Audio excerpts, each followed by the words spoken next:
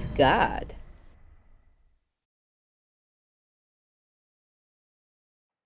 Hello everyone, welcome back to the channel. In today's video, we're going to be taking a look at another problem of graphing linear quadratic equations in which the answer has two solutions. So let's begin. Today's problem is actually a linear quadratic system of equations once again, and they're asking us to solve it to find the solutions using the graphing method. In this case, we have the quadratic one, the quadratic equation here, and then we have a linear equation here. The only thing you have to take into account is that in this case, the first step you have to remember, I'm going to link the video up there in the card. The first thing you have to do is to isolate the variables, right? So in the first one, we have y is equal to x squared plus 1.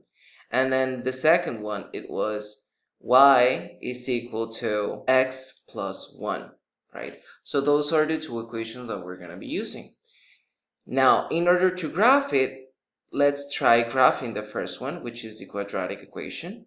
We have minus b divided by 2a.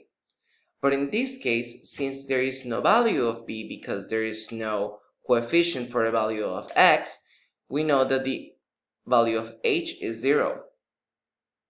Now, in order to find out the value of k, we're going to substitute in the formula. So y is equal to 0 to the power of 2 plus 1, which is going to be 1. So that means that the vertex of the quadratic equation is going to be in 0, 1. So it's going to be around here. That is the first thing that we found. Now, let's try randomly looking up for other parts of the problem. So, for example, we can actually find out the value for minus 2 to the power of 2 plus 1, and that is going to be equal to 4 plus 1, which is 5. So that means that for a value of minus 2, the graph has a value of 5 in y. So that means that it's going to be around here.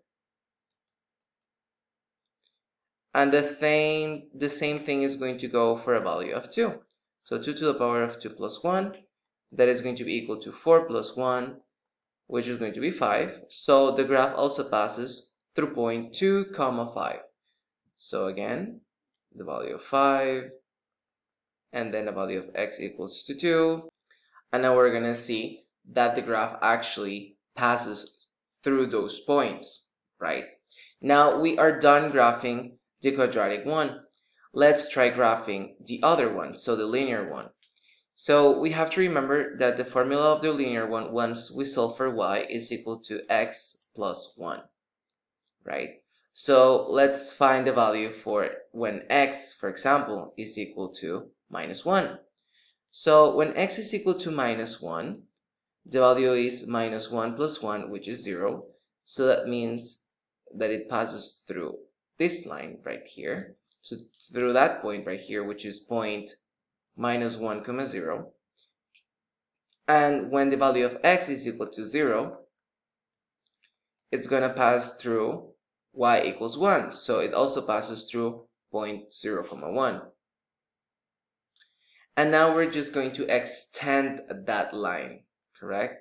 So we're going to extend that line to see where the graph passes.